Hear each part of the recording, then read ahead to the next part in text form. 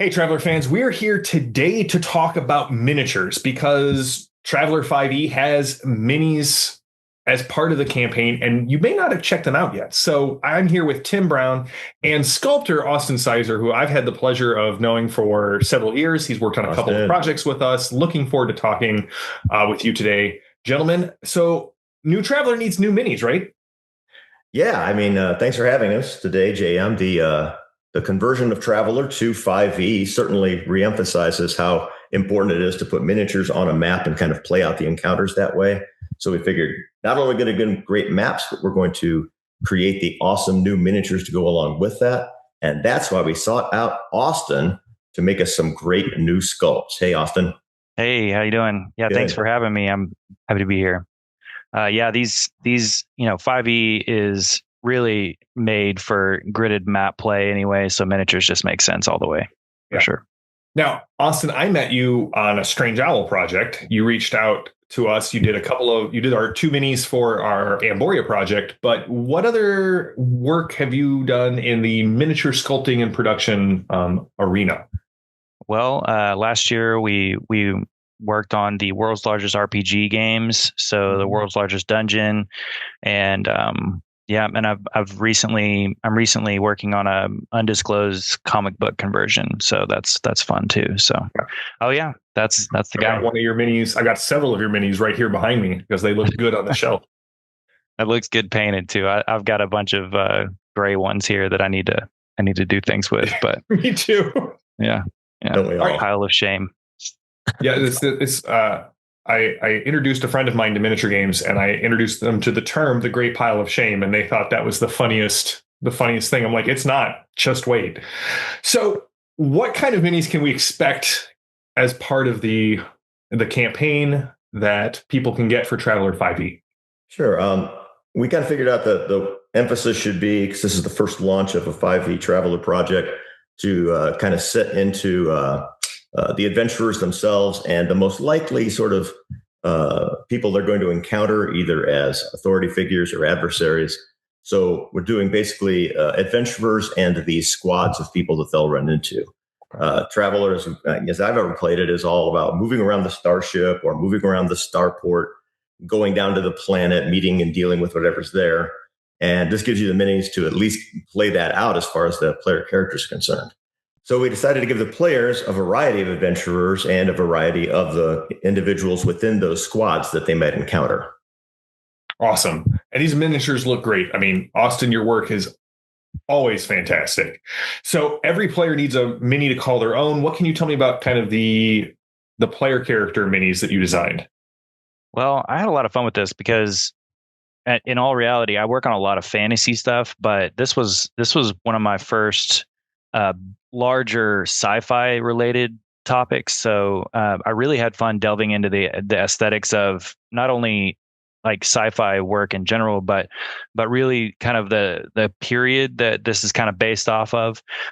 So that was a lot of fun designing those aesthetics. But in general, they were more loosely dressed, kind of casual, kind of adventurer types. So I think the players will have fun kind of identifying with them, as they go through this. So awesome. Yeah, we kind of aimed for a wide variety of human travelers, both male and female, and they're dressed as one might expect, with a little bit of flair and attitude that kind of makes them kind of cool. I love it. So, Austin, what were some of your influences on creating these minis? Well, after looking at some of the original work, the cover art and stuff like that, I started doing a lot of research into kind of a 70s sci-fi aesthetics that were similar and that we all know and love, and so I kind of based some of those, like especially the costumes or necessarily what they're wearing, off of that, and then kind of mixed it with a lot of more, I guess, modern cybernetic. Some of them have cybernetic enhancements and stuff like that. So, it was a lot of fun. Yeah, we decided to make two different sculpts for each adventurer mini. So there's the armed version and the unarmed version. In Traveler, you're not always walking around with your, fusion gun man portable at hand. when you're dealing with the guy at the local spaceport bar. So we're giving everybody 2 different miniatures to work with. If you're using minis, it makes it for a little bit more immersive experience, because when the GM pulls out the miniatures with guns, now everybody knows, okay, now it's time to start rolling for initiative. Right. Now, were all of the weapons specifically like pulled from Traveler? How did you go about designing those? Yeah. I was given specific reference with the old Traveler guns. So I designed everything based off of that. So they should be pretty close to lore. I'm not going to say that they're going to be 100%, but they're going to be close. Right down to the rivet, right? Every one of them. You've got your own style that you incorporated here. Well, yeah, and things need to be translated to the mini scale too. So. Oh yeah. I remember when we were working on World's Largest, there were several times that I asked for something. You're like, I can do it, but it will break. And I'm like, let us redesign it. So, yep. Well, they're gorgeous. I can't wait to have them on the table and use them for target practice for my NPCs. What can you tell me about the squads that you've put together for this project? Sure. That's kind of my brainchild. I want to make sure that people had a variety of miniatures for, like I said, encounters and adversaries around. So kind of leaned into some common groups that are around. So we made 1 squad each that's Army, 1 that's Marines, 1 Navy, and then 1 that is Starport Security, which is kind of an underdeveloped section of the game. But my goodness, every Traveler game, you have run-ins with them, kind of all the time. We made 4 different minis for each one of those squads. I got really good at posing figures. Right. So then, Austin, what did you took Tim's directive, and then how did you put these squads together?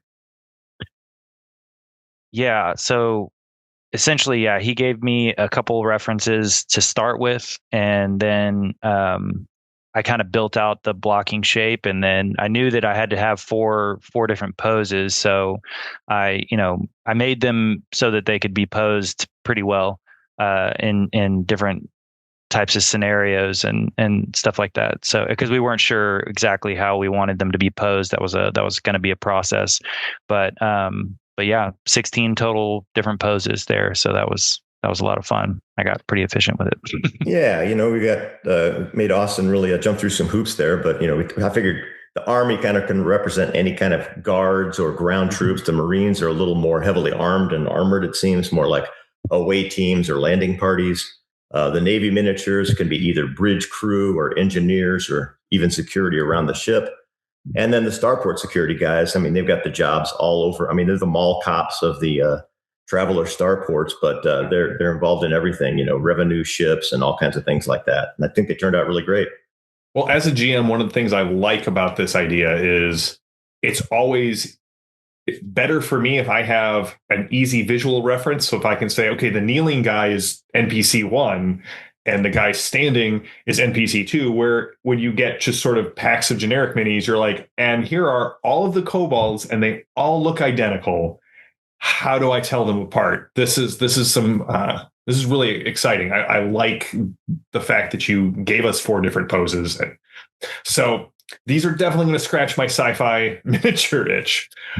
Are there plans for more minis? Because these all sound human, and Traveler has a lot of mechanical and alien things to encounter. Yeah, it looks like I'm going to get to create some alien animals and potentially some new characters coming up from the 5e books. So I'm looking forward to that for sure.